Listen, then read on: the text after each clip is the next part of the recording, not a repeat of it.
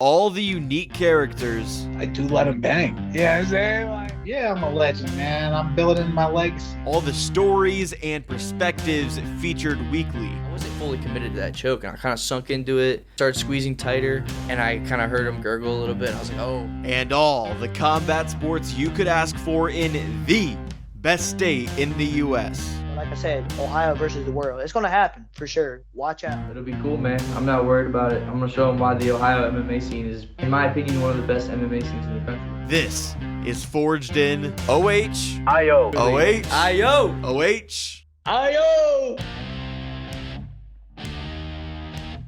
Hello, everyone, and welcome to episode 74 of Forged in Ohio. My name is Jake Murren, and I'm the host of the podcast. It's been 3 months since I was last joined by a fighter for the second time, and 5 months since I was joined by the same fighter for the third time on the show. That all changes today with one of the most dangerous fighters in the state of Ohio. The last time he joined me, he was 2-0 in his pro career. Now he's 4-0 with a 100% finish rate. It's Josh The Flyin Hawaiian Perreira. Thanks for coming on the show, Josh, and welcome back to Forged in Ohio.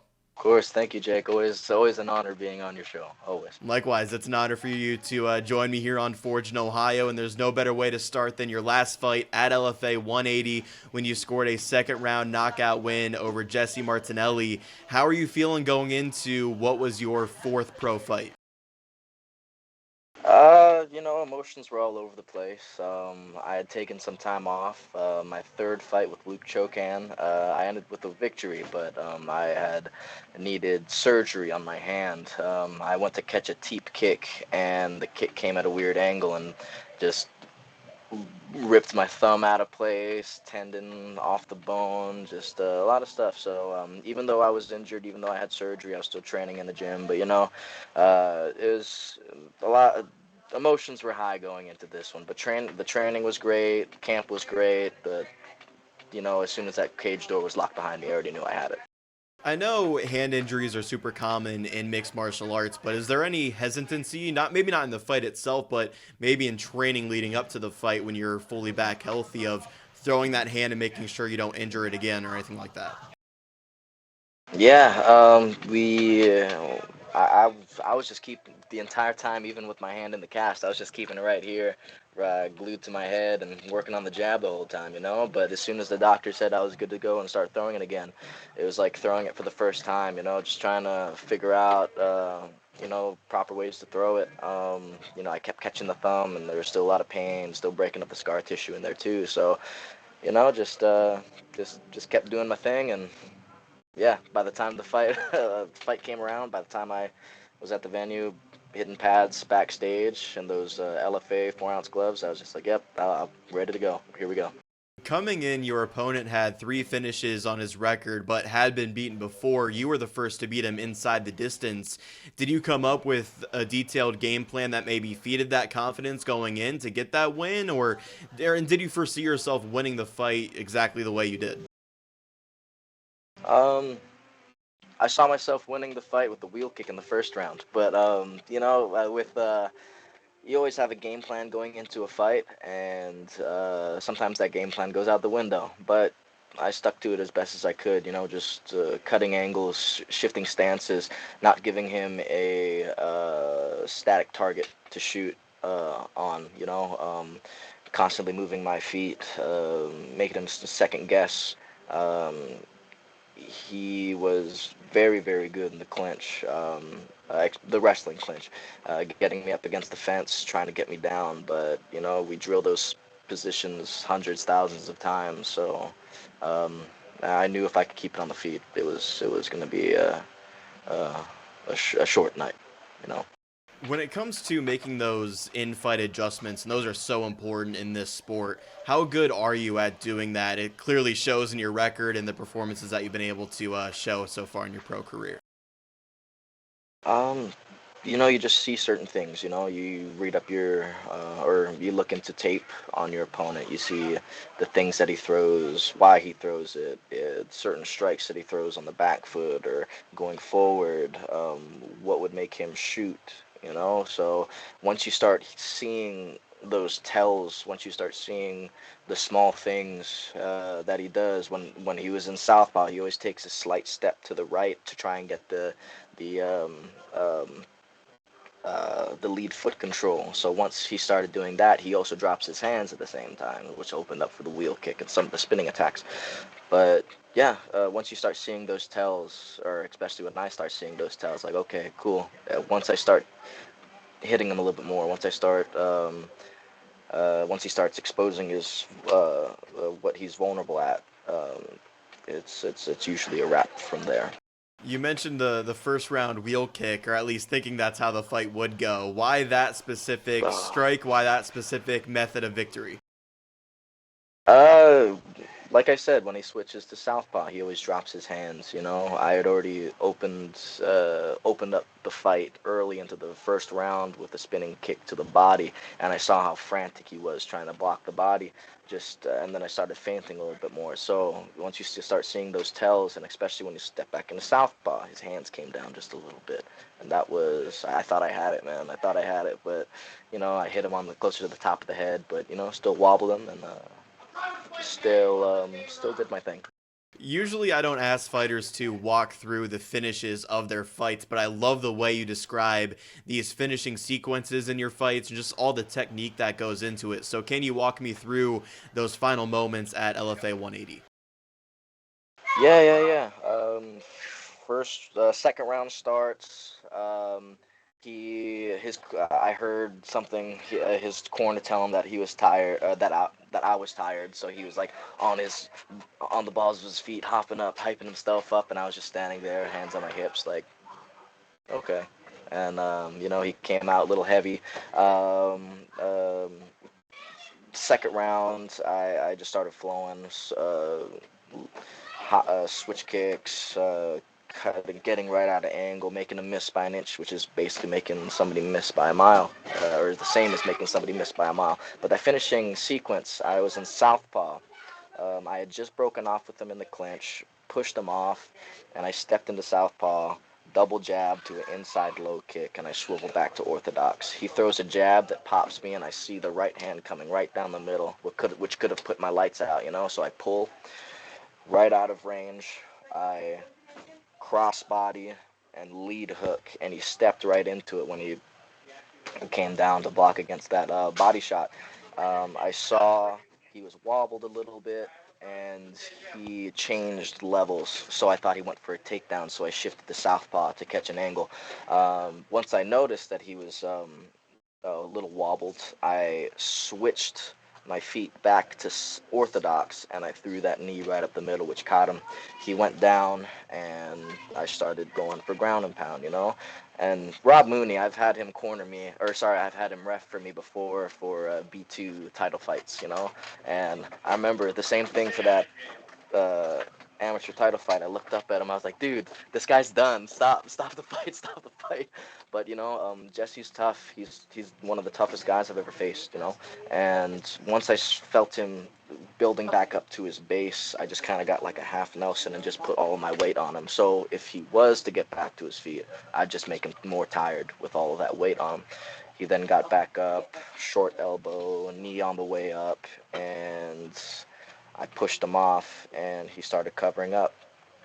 I was in orthodox, switched to southpaw, did a stutter step, and he brought his hands up, and I saw the perfect opportunity for that left hook to the body, which was the checkmate, the game ender. And it's all of the small moving parts. I heard my coach Shane say head kick on the exit, but with his hands up, it wouldn't have been the best. So you have to those small little things. I would have loved to throw a wheel kick or a head kick off that, but it's the fractions of a second where you have to decide what can I throw, what's open, what's available to me. But man, it would have been cool to throw a wheel kick from there or something. But it was just a clean shot.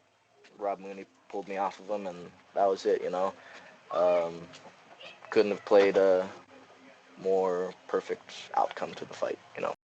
Man, every single time I talk to you, I get impressed by just how present you are in these fights and your state of mind and how easily able you are to recall every single moment. It's just so impressive. Were you surprised by how tough your opponent was and how much damage he was able to take before eventually getting finished and that ref that you were talking about called the fight? Absolutely. At the end of the first, he had a big slice underneath his eye, couple of notches on his head, and at the end of the first, I was like, still kind of like showing that I wasn't tired, still showing that I was fine, I was ready. But when he walked off, I was like, geez, he's so dang tough. So, that's he's got some great coaches, and I talked to him afterwards. Just a super tough human being, years and years and years of wrestling, much more experience than I've ever had for wrestling, even fighting as well. But to put somebody out, or somebody away with all of that experience, and he's never been finished before either. He was coming off of a loss, or he had a loss before his last fight. But yeah, just a super tough human being, bro. Just super tough. And he even messaged me like, hey, let's get some training and stuff too. So I'd love to get some work in with him. Yeah, good stuff, man. Between rounds going into round number 2, did you sense that a finish would be near? Just the way that he walked back to his corner, and I was like, dang, he's tough. Matt and Shane come running. I was like, dude, you look great. And I was like, yeah, but I still got tagged up. But sat down, and they were just saying, start mixing it up to the body, not just head hunting, because he's tough up here. So right cross the body, open up the hook to the head, and I knew I was gonna go for the finish. I didn't know if it was gonna be the second or the third, but once I see that opportunity present itself, I'm all in, and I'm going for the finish. When you hear his corner tell Martinelli that you're tired, what's your reaction to that in the fight? I'll show you how tired I am. Basically, I remember he was standing up the whole time. He was hopping right in front of me. He wasn't. The ref didn't say go just yet, but he was already in my face as if to expect that I was tired. But I just saw that, and I was like, oh, he wants to try and finish this now. I was like, okay, let's go. But it gave me a little bit more fuel, I guess. So it was like, oh, he thinks I'm tired. Okay. Yeah. Is that the type of corner advice, I guess, in hindsight? On one hand, it's questionable because you clearly weren't tired, but on the other hand, maybe that was the motivation that he needed in that moment to get going, knowing he had taken some damage and maybe he was tiring there in that second round. Yeah, I only heard that he's tired part, but he great corner advice. What else can you do? You lost the first round, and you have to make a comeback. What else can you do? The takedowns weren't working, the striking wasn't working. He's tired. Go for the finish. So what else can you say to somebody in that position? I know at LFA 160 you said the canvas was pretty slippery on that one. Was the LFA cage as slippery this time around for LFA 180? Oh no, it felt so much better, I don't know if it was like a canvas or something. Maybe it was just an off night for me, Like I had told you, I only had 45 seconds to get ready, so maybe it was just a little bit to do with nerves, or I don't know. But yeah, canvas felt nice inside of that octagon. Yeah, felt good. Yeah, I believe it was Jade Sheely that last time she got a finish and it pushed your fight forward, and then you were to rush. So no Jade Sheely finish this time around for LFA 180, but she's killing it herself, doing some amazing things. Oh, she's killing it, man. She actually helped me. She brought up another teammate and got some good rounds with me a couple weeks before the fight. So always great working with her and her team. Good stuff, man. You've been pretty critical of yourself in the past, giving yourself a 6 out of 10 rating on your win at LFA 160 when we talked last. What do you think of your performance at LFA 180? I'd say uh, eight, you know. There's some things that I saw, and as soon as that fight posted onto Fight Pass, you know, I was just watching myself, watching over and over and over again, and trying to put the pieces together that I remembered from the fight as well. So, you know, there were some things that I wasn't the most proud of myself, but I'm still extremely proud of my performance. So, you know, I hope to have a 10 out of 10 one day, but, you know, I'm still, still too critical on myself. Not too critical on myself. I'm critical on myself because I know I can do so much more, and um, I, I'm, I was already right back into the gym on Monday following that fight, already, already working on improving the things that I wasn't a fan of. How many times do you think have you watched that fight? Uh, Maybe 100 times. Who knows? I don't know. Wow, up to 100 Maybe, times. maybe. You know, sometimes I rewind just enough to see a certain sequence, or rewind just enough to see, um, you know, my feints or my positioning in certain positions on the fence or something. You know, I'll chop up that footage and I'll see it, watch it, all these little parts that I can take out of it, the ones that stuck out to me the most, you know. But yeah, you know, maybe a couple 100 times, you know, who knows. Yeah, you hear that there are But yeah, levels it's to this game, and I don't hear many other fighters doing that, or at least watching their fight 100 times, watching those specific sequences to get better. Do you think that's something that distinguishes you from the rest of the pack in mixed martial arts? I feel like everybody should be doing this, you know. I don't want to put myself above anybody else, you know, but even if you do come off of a win, wouldn't you want to watch yourself to make sure that you can make your next performance even better, you know? Sharpen, you know, your sword's already sharp, you know. Why not sharpen it even more, you know? I feel like a lot of people are doing that, but you know, I'm even just watching my clips. I go to back to the gym, or I find a place at home, or since the weather's nice, I go outside and I just like shadow box it as much as I can until I'm exhausted. So uh, you know, I don't feel like I'm the only one doing it, but I do it until I can't. You've said before that you don't force finishes, you find them. Well, through 4 fights, you found 4 finishes. What's been the key so far for you to maintain that 100% finish rate? Um, my consistency, you know, it's not about motivation anymore. It's just I can't live without it. I go to the gym no matter how tired I am, no matter how hurt I am, even if it is just to watch the grappling or striking classes, even if it is just to be present in the gym, just to hit the bag, just to uh, go on the bike, you know, moving around with my coach Shane, Matt, Professor Cam, you know, picking their brains, you know, just uh, just doing as much as I can, and even that's not enough. On social media after the win, you said winning in Louisville felt surreal, channeling the inner spirits of legends like Muhammad Ali in the heart of his hometown. Just how much did that mean to you? It meant a lot, you know. Um, you know, as a kid, you know, watching highlights of the greats, you know, the people that are immortal, not of course in life, but have edged themselves into the history books, you know.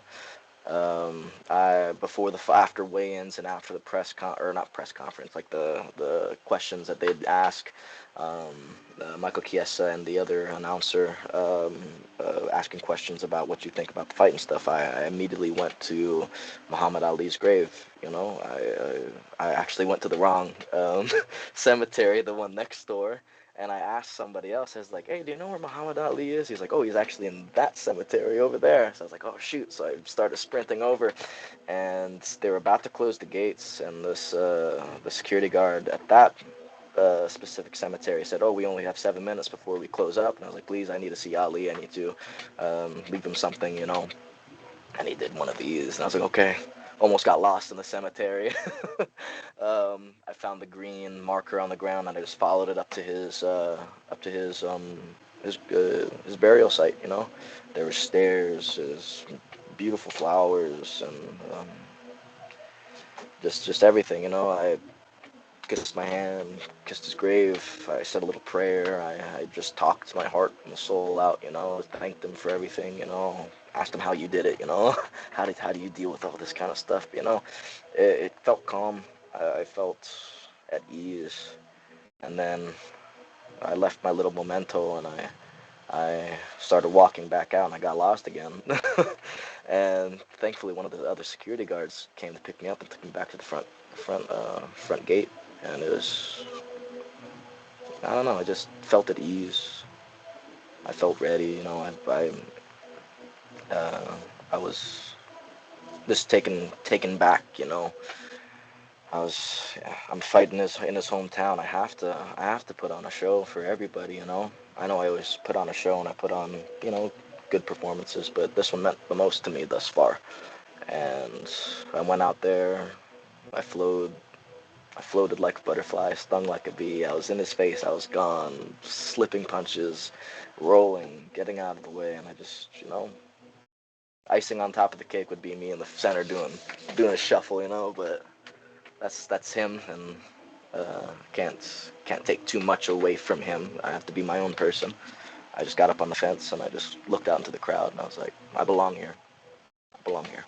And yeah, it's incredibly important to me to not just honor the past and the greats of the past, but to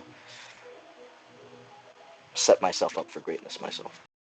Yeah, that's an incredible story. It sounds like it was quite the spiritual experience for you. For that reason, was Louisville always a place that you wanted to compete? That way you could have that experience, not only in the cage fighting in his hometown, but the experience you had of visiting his grave as well. Yeah, just everything fell into place. Everything just, even if it wasn't in Louisville, I probably, if it was anywhere else in Kentucky, I still would have went back to his grave and still did everything, no matter how far away it was. But it just, the stars aligned. Everything was laid out perfectly. Are there any other places on your list that you have bookmarked for places that you want to compete at one day? I can imagine that list is pretty long with how talented you are and the aspirations that you have in mixed martial arts. Yeah, fighting in Philly, going to the Rocky statue, climbing up those steps, um, so many places, San Francisco, visiting Bruce Lee's grave, watching. If there is a state or a country, I will find whoever the greatest was from there, and I will pay my respects, and I will put on a show. Yeah, No matter where it is. A true student of the game, man. Talking to Josh the Flyin Hawaiian Perreira on Forged in Ohio. I want to talk about some of your teammates and your gym, Immortal Martial Arts Center. I feel like it's always special to have Mark Coleman in your corner, but at LFA 180, after what happened just over a month ago, what did that mean to you? Not the world, me and Matt had just gotten done training, and I pull up Instagram and I see Coleman laying in bed with the tube down his throat, and right before that we were wondering, where was he? Where was he been? It's a lot more quiet than usual, So Matt calls Wes Sims. Wes Sims lets us know what happens, and we were just in shock, but we were still saying in the back of our head, if there's anybody that can get through this, it's Coleman. So we were planning on visiting him, but it was only immediate family, of course. But sending prayer, just praying to the big man upstairs, please don't take my coach, please don't take my friend away, and a little later that week, he's up, he's talking, his daughters are there, and and he was back in on Monday the next week, he had a little raspy voice, but he was still there, he was still watching, he was still encouraging us, and a little bit before me and my fiance Tiffany are driving down. Coleman sends me a message, hey, send me the location. I'm like, okay, cool. No way he's coming down. No way he's coming down. And he made it. He made it. And seeing him in the locker room before I made my walk out just filled me with emotion. And I was like, no way I'm going to lose. No way I'm going to lose. With this team, Matt Brown, Mark Coleman, Shane, Cam, the people that came to watch me, my family from Hawaii, even the people that don't even know who I am, you know, I knew for a fact I was gonna win. Yeah, I know Mark said he feels uncomfortable being called a hero, even though he is, and I can imagine that you guys all came together and rallied behind the hammer. All of Ohio MMA, all of MMA in general, really rallied behind the hammer. It was an incredible thing to see. And one of my favorite social media posts all year was his first day back at Immortal following the incident, and I believe you were there with him on day one. What was that like seeing him back in there? Who you think took the picture? Nah, but it was crazy, you know. It was standing ovation to him walking through the door, you know. He's his story outside of fighting, outside of everything, you know. He's had some tough times, and just seeing him back into the gym a week later, or a week and a half, or however long it was. No matter what you're going through in life, just gotta charge through it. You know, and he's living proof of it, and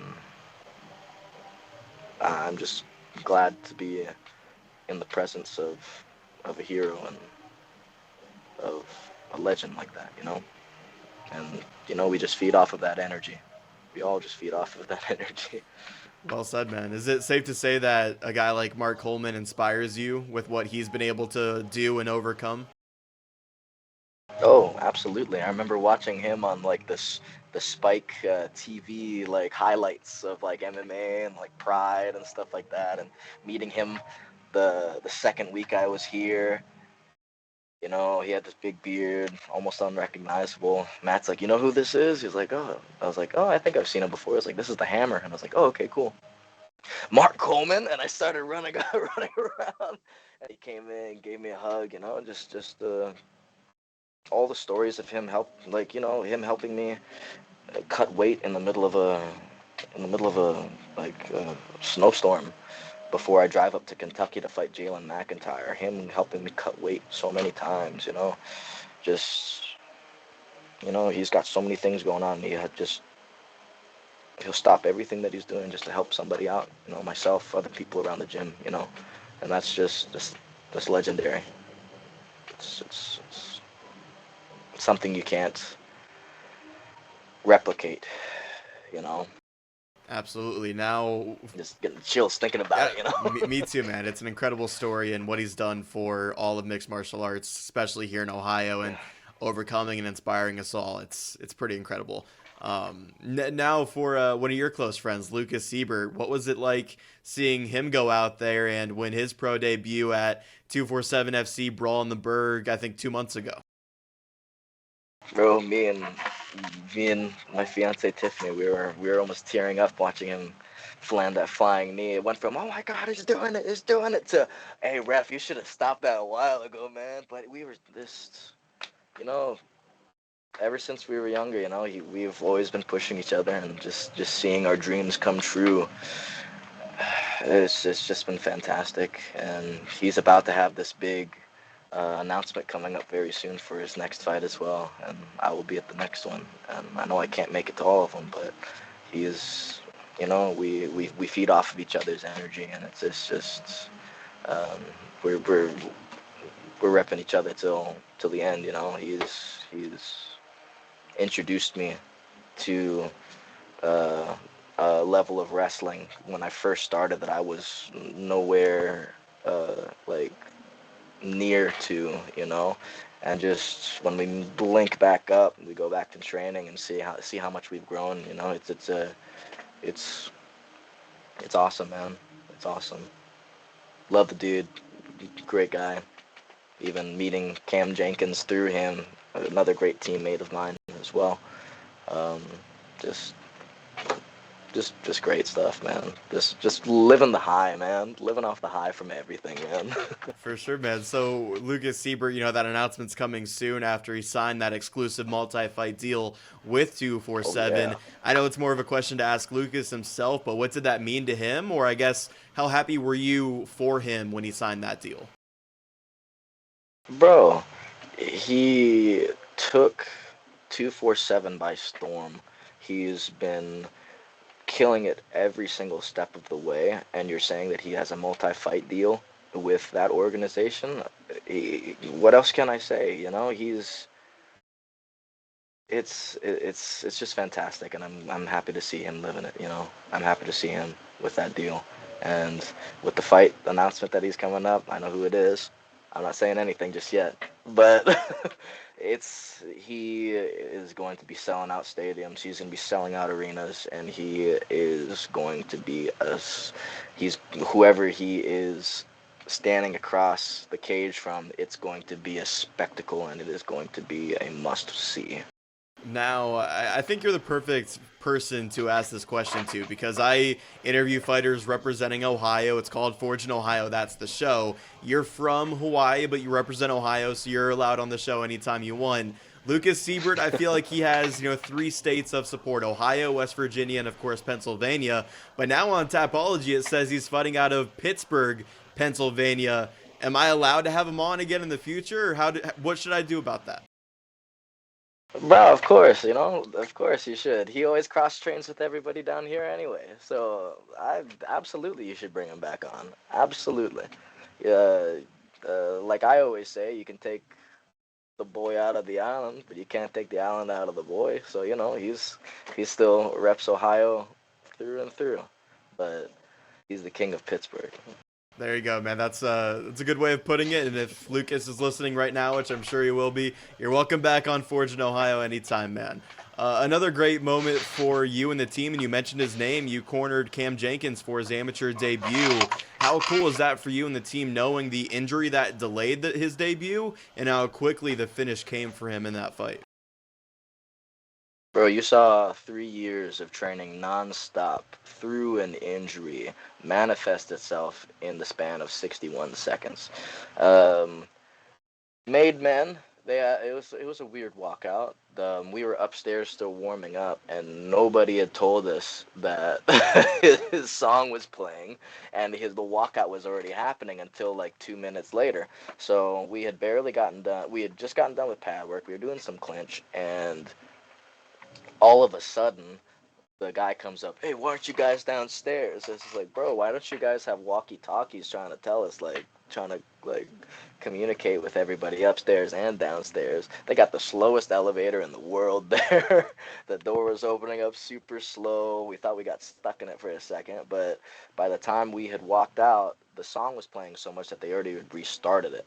So we walked in, got the Vaseline on him, and walked over to the side of the cage, and he is just locked in. He's ready to go, and we're waiting for his opponent to walk out now. About 2 minutes later, his opponent finally walks out, and yeah, then they start. And what's funny is that Lucas's last opponent was cornering Cam's opponent, if that makes sense. He was cornering Cam's opponent. So, yeah, it was a little bit of rivalry going back and forth, if anything, but it was just a great experience, Cam got popped with a jab, and then just double jabbed in, right hand over the top, and a gigantic slam onto the guy's neck. And, yeah, it's just how it was picture perfect for an amateur debut, And even now, we've tried to match him up for a couple other people, OCL, Made Man, 247, no names back. So, it just goes to show you the team that he's training with, the people that he's training with have invested a lot of time into him, and he'll be ready for whatever opponent stands in front of him. He's just a killer. He's always looking to improve. He's always looking to dominate every position of the fight, So be on the lookout for Killer Cam Jenkins. Yeah, as a 1-0 amateur, it can be kind of hard to tell how far a 1-0 amateur fighter can take his game and improve in mixed martial arts. I've talked to Cam before. You have talked to him many times before. What is his ceiling in mixed martial arts? And it seems like he's having a hard time finding a fight just for number 2 in his amateur career. That ceiling is high for that dude, man. And for everybody in the gym, for everybody that we train with. It's how much time you want to invest, and he's investing so much time into it. It's if he's not at work, he's here. If he's not here, he is lifting weights to strengthen his knee. So he's always looking to improve. If he's not doing those things, he's watching footage. So always looking to improve. He's gonna go very, very far. Now, he's not your teammate, but I also have to ask about someone we've talked about before on this show, Max Blessed Holloway. I know you represent and support Hawaiian MMA very well and are a big fan of his. What was your reaction to what he did at UFC 300? What everybody else's reaction was, screaming at the top of your lungs, running around in circles like a crazy person. Oh my gosh, winning 5 rounds and then standing in front of one of the most dangerous punchers in the lightweight division, risking it all, and not even risking it all at that point, just standing and banging, and that thunderous right hand 2 seconds before the buzzer rings. I knew they were already popping off fireworks back home for him, so shoot. it was incredible. That's the kind of stuff that is going to make him be remembered forever. Top knockouts, top performances ever. He's already had so many great fights, beating Jose Aldo, beating Brian Ortega, the Matrix stuff against Calvin Cater. Like, this is just adding to that resume, adding to that portfolio of all the greatness he's done. And even knowing Alan Liu, that used to train, he still trains with Stout, of course, but he lives in Hawaii now, and he's one of Max's main training partners. So always hearing from him too. So it's just mind-boggling, crazy stuff, man. And yeah, just crazy stuff, man. Yeah, it's still wild knowing that he was up 4-0. Didn't even have to do that, and yet did, knowing that it was UFC 300 for the BMF title, all the stakes, the stage, everything. It was absolutely incredible. True or false, it was one of the best moments in UFC history, maybe ever. Absolutely, that's what the real BMF is, not just bad mother effer, blessed man forever. You can't you can't recreate that kind of stuff, it's you just can't recreate that. You can't bottle that up, you can't sell that. He is the baddest MRFer around, he's forever. Once again, joined by Josh The Flyin Hawaiian Perreira on Forged in Ohio. Back to you for a little bit before I get you out of here. Last time you joined the show, you talked about just wanting to have fun out there while you compete. Is that still the goal moving forward? And what are you trying to do moving forward in terms of growing your game and improving on your skills? Not just having fun anymore. It's at certain levels. You can't just throw all the techniques out. You have to be surgical. You have to be precise. You have to be present. You have to be able to be there and make these small calculations in a fraction of a second. And just becoming the best martial artist that I can be. Not dwelling too much on my past performances, but also working on myself so I can have even better ones into the future, Just being a better martial artist than I was my last fight, or the fight before that, or even the fight before that, slowly growing. Have you noticed that improvement through 4 fights in your pro career, that each one you're becoming more calculated and dialed in the moment, more present, and having fun, I guess, too, while you're at it? Yeah, absolutely.